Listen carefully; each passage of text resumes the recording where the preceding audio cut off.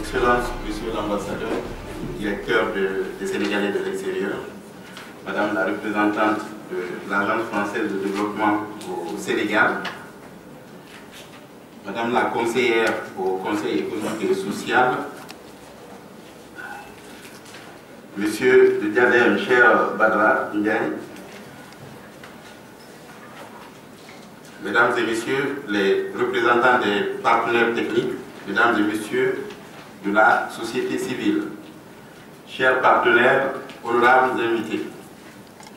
En ma qualité de président du Forum, je tiens tout d'abord à vous remercier très sincèrement de votre présence ici à cet événement inédit en son genre, qui est cette rencontre Sud-Diaspora et la communauté économique des États de l'Afrique de l'Ouest, qui portera notamment sur l'engagement des diasporas intra, mais aussi extra-communautaires en faveur du développement durable dans l'espace de la communauté économique des États de l'Afrique de l'Ouest. C'est donc pour nous un grand plaisir que nous vous accueillons aujourd'hui pour cette journée de dialogue et de réflexion prospective organisée par le Forum, mais aussi par l'ensemble de ses membres, dont ceux représentés ici que Khadi a brillamment présenté. Permettez-moi quand même de citer l'association des Marocains de France, le collectif des Ghanéens de France, le centre de formation géré par la diaspora cambodgienne en France et Femmes Interassociation Interservices Migrants. Aussi le Haut Conseil des Maliens de France, le comité de suivi naturellement du symposium de Sénégalais de l'extérieur, la coordination des associations guinéennes de France, mais aussi il y a l'Union des associations burkinabées de France qui devrait être là, mais malheureusement le vice-président du Forum, le président de l'Union des burkinabés de France, a eu un empêchement de dernière minute, mais ils font partie intégrante de cette organisation et de cette délégation. Et ce, en partenariat avec donc, le Diadème, avec ICMC Europe et avec le soutien continu de l'Agence française de développement et l'appui financier de l'Union européenne. Chers partenaires, je souhaiterais ici me tourner vers vous pour vous remercier personnellement de votre présence ici et du soutien permanent, continuel et de votre engagement pour la réussite de cet événement. Chers invités, permettez-moi de vous présenter brièvement, de vous parler brièvement du Forum parce que Khadi a fait déjà une présentation assez large. Juste pour dire que le Forum a été créé en 2002 par une volonté forte des migrants et nous avons ici, nous avons la chance encore d'avoir les membres fondateurs. Donc c'est l'esprit, c'est l'histoire vivante du Forum qui est là. Donc il y avait cette forte volonté des migrants et qui a trouvé un appui institutionnel très fort aussi. Et ce qui fait que jusqu'ici nous entretenons vraiment des relations très fortes avec les institutionnels, avec le ministère des Affaires étrangères, avec l'AFD qui est l'opérateur du ministère avec qui nous avons une collaboration très étroite à travers nos différents programmes. Et donc le Forum représente des fédérations de pays, des collectifs régionaux installés un peu partout en France, mais aussi des fédérations thématiques. Il représente aujourd'hui près de 1000 associations intervenant en Asie du Sud-Est, en Afrique subsaharienne, au Maghreb, aux Caraïbes et dans l'océan Indien. Donc pour vous dire que le Forum, sa vocation, c'est de représenter toute la diaspora installée en France. Le Forum a pour mission, entre autres, d'être un espace d'échange d'informations et aussi un centre de ressources fournissant à ses membres appui et conseils nécessaires au renforcement de leur capacité d'action. Il vise également à favoriser l'accès des OSIM aux dispositifs de cofinancement. Nous avons un programme phare qui s'appelle, c'est le programme d'appui au projet des migrants, le PRAOSIM, donc qui, depuis 15 ans, a financé des centaines de projets un peu partout dans le monde et à travers une trentaine de pays.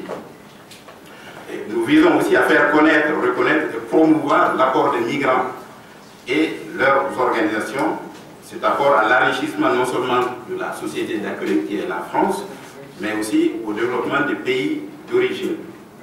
Chers amis, chers invités, la rencontre internationale Sud qui nous réunit ici, ce jour, est la première du genre en ciblant l'échelle régionale, parce que nous avons fait des rencontres pays, mais c'est la première fois que nous ciblons l'échelle régionale. Elle clôture donc un cycle de rencontres nationales initié par le Forum et ses membres, parce que le Forum fait toutes ses activités à travers ses membres, initié depuis 2012 donc, en vue de mieux appréhender le lien entre migration et développement pour une contribution accrue des diasporas au développement de leur pays d'origine. Alors, donc il y avait le Bénin, la Guinée, Haïti, le Mali, le Maroc, la Mauritanie, le Sénégal et tout récemment le Togo ont ainsi vu se tenir ces 5 dernières années des dialogues pluriacteurs qui ont permis d'identifier les meilleures pratiques, expériences et mécanismes de mobilisation des migrantes et des migrants et leur organisation. Ils ont également permis de poser des diagnostics partagés sur les écueils et à éviter, les difficultés à lever pour faire des diasporas des partenaires à part entière de politique et faire des stratégies de leur pays d'origine. Cette expérience nous donne aujourd'hui la capacité de projeter un passage à l'échelle, d'envisager des synergies à mettre en œuvre pour accroître la dimension de nos actions. Il s'agit donc pour nous de valoriser, de capitaliser et de partager afin de voir plus loin et de faire quelque chose de plus grand. L'espace CEDEAO nous semble donc le lieu et l'échelle opportune pour le faire, car non seulement la plupart des rencontres que je viens de citer se sont passées dans l'espace CEDEAO ou dans des pays partenaires, mais aussi parce que la CEDEAO porte une ambition en matière de mobilisation des diasporas. Pour nous, membres du Forum donc, et de la diaspora installée en Europe, auxquels se joignent les diasporas basées au sein de la communauté économique des États d'Afrique de l'Ouest, nous ne souhaitons pas seulement être des réceptacles de ces ambitions. Il s'agit bien pour nous d'apporter notre pièce à cet édifice commun. Cela me permet donc de rappeler rapidement que la RIS, Diaspora et CEDEAO ne représente pas que la fin de ce cycle-là, mais elle revêt un caractère d'autant plus important qu'elle marque aussi le démarrage d'activités du Forum dans le cadre du projet Made Afrique de l'Ouest, partenariat pour une gouvernance des migrations et de la mobilité basée sur les droits. Ce projet de 3 ans, soutenu par l'Union européenne et conduit avec ICMC, AFROD et le Centre pour les études sur la migration de l'Université de Ghana, a pour objectif de promouvoir la bonne gouvernance des migrations et de la mobilité ainsi que la protection des droits des migrants dans l'espace CEDEAO en vue d'accroître les bénéfices de la migration et de la mobilité sur le développement. Tout ceci, c'est pour appréhender à travers un travail approfondi de 3 ans sur 6 pays pilotes. Aussi, au-delà du bilan que nous aurons à faire aujourd'hui, tout au long de la journée, il s'agira également et surtout d'engager un travail prospectif à travers 2 pays pilotes que sont, pour ce qui concerne le Forum, le Togo et le Burkina Faso. Je salue donc la présence des associations de la société civile de Burkina Faso. Il nous permettra d'expérimenter les meilleures pratiques.